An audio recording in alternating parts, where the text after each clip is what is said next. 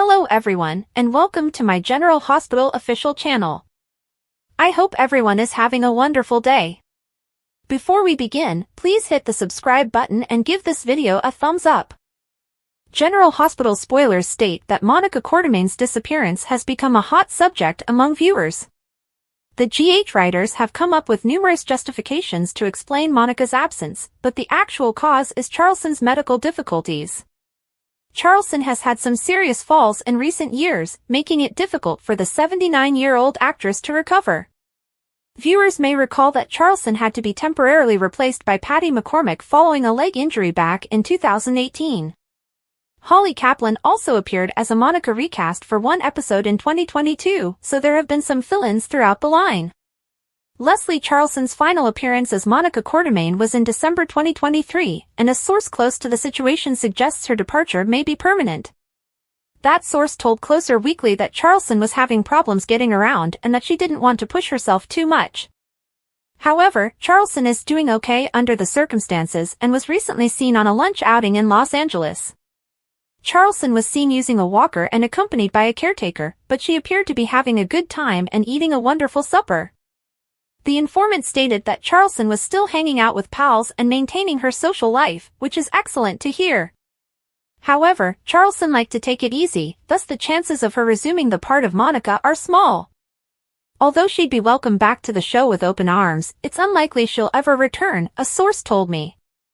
Of course, Leslie Charleson is virtually soap royalty, so GH is not looking to recast at this time. Monica will simply be off-screen for the foreseeable future. A set insider informed SOD that the show intends to leave the position open in case Charleson decides to make a return. We'll keep you updated on Monica's status as new information becomes available. General Hospital spoilers state that the show must continue, so stay tuned for further predictions on how Monica's absence will be addressed on screen. General Hospital spoilers show that fans have been heartbroken throughout Sam McCall's goodbye arc. It's been difficult to observe the events leading up to Sam's untimely death since Monica was fired and written out. In the October 24th show, Sam shared some teary moments with her loved ones before her surgery. As Sam was brought to the surgery room, she raised her hand and signed "I love you" as she rounded the corner. That felt like a personal touch Kelly Monaco added on her own, so people began texting her on X, now known as Twitter, demanding confirmation. Fortunately, Monaco addressed the move in a post, so let's take a deeper look at a recent social media exchange.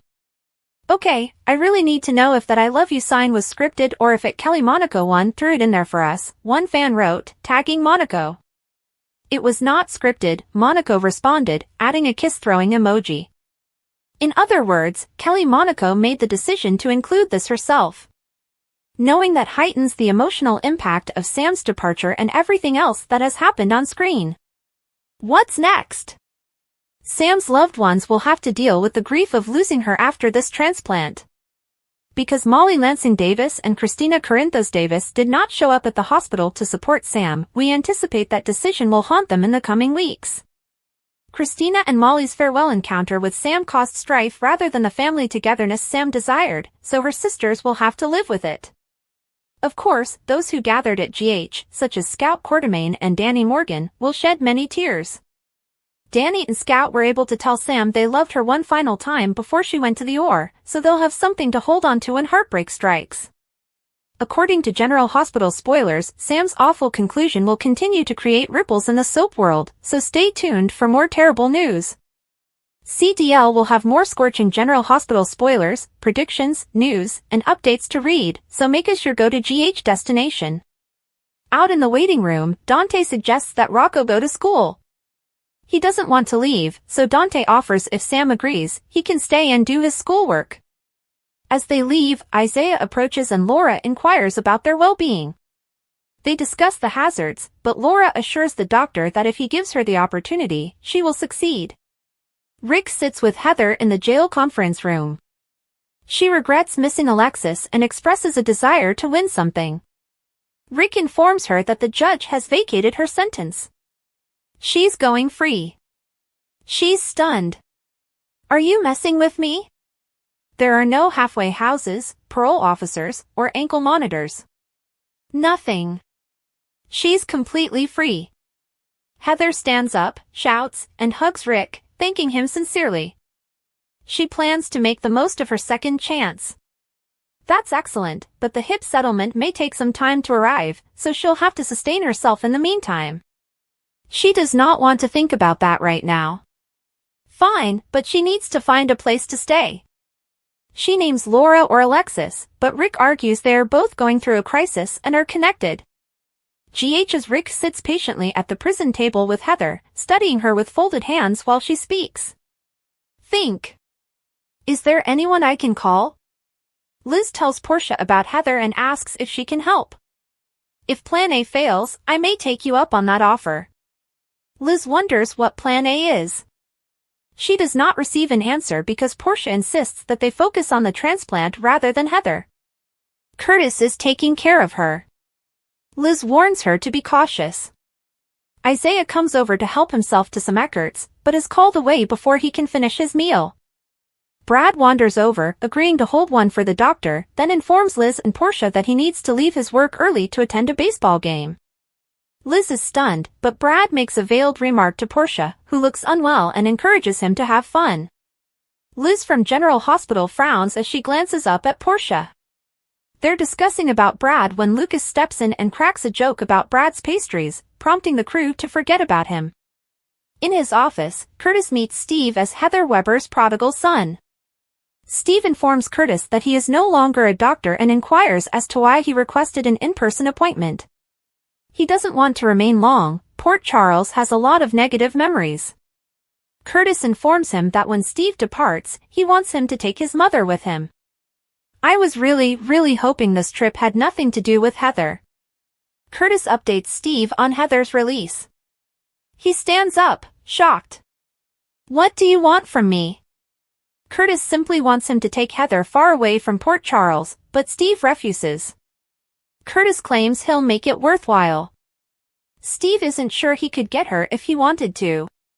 He can't get her out of Port Charles. Curtis is confident she will go voluntarily. Laura will finally cut off access to Ace, leaving only Steve. Steve continues to refuse to accept responsibility for her, so Curtis threatens him that if he does not, he would be held accountable for what's left of her. He wants to defend his family, and Steve needs to be with them. Curtis will boost Steve's income until he is able to support himself independently. It is either that or the alternatives, which are much less pleasant. After some thought, Heather phones Liz and asks if she can bring her up from prison for Franco. Today on General Hospital, Anna vows to find Charlotte for Laura, Holly offers Cody an easy payday, and Stephen persuades Heather to accompany him to Arizona. Heather is taken aback by Stephen Lars and Elizabeth's presence outside of Pentonville. Stephen greets his sister Lizzie, and his mother hugs him. Heather believes Stephen has come for her. Liz hugs her brother, and Heather remarks that it is a strange coincidence that they both got out of prison at the same moment. Stephen says he has been away for a few months, and they have a lot to talk about, but not now.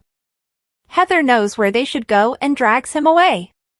Terry informs Laura that Sam's surgery has begun and that Lulu is being prepared to enter the operating room.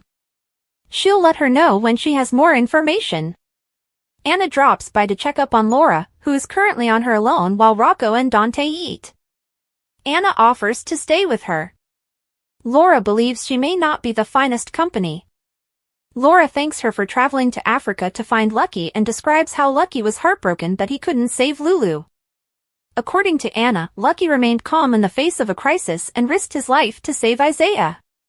Laura comments that as a result, Isaiah has come to save Lulu. Cyrus approaches and requests to sit with his sister, but Laura says that she and Anna are in the middle of something. Anna excuses herself so they can speak. Cyrus offers to pray for Lulu. Laura enables him to, and he then says he'll leave her to her vigil. Laura requests that Cyrus not show up unexpectedly again and instead call her beforehand. Cyrus enters the elevator, and Anna returns with coffee. She's relieved Laura doesn't trust Cyrus. Laura is unsure what to think of him, but she has no illusions about him either. Laura asks Anna if she has heard from Valentine. Anna has not. Laura believes Charlotte should be here. Anna mentions that she has contacted numerous people but has not received a response. She is not giving up, and neither is Laura. Laura chatted with Brennan, and he said very little. Anna believes she can work another angle with Brennan. Laura believes it is bad for Charlotte to live her life on the run, and she is upset with Valentine for taking her. Anna claims Valentine could not have predicted this with Lulu, but Valentine understands how important Charlotte is to Laura and Lulu. She believes his choice to leave was swift. However, she swears to find Valentine and return Charlotte. Diane and Alexis are working in the conference room, which Terry arranged for them to use. Alexis is trying to distract herself from the procedure as they talk about their next cases. Their conversation quickly shifts to Molly and Christina's ongoing feud, Rick defending Ava, and Rick obtaining Heather's release from prison. Diane was unaware of Heather's existence and is outraged that the woman who nearly murdered her is free. Alexis calls Christina and then tells Diane how Rick lured her into losing control in public. She knows Rick will crucify Christina on the stand.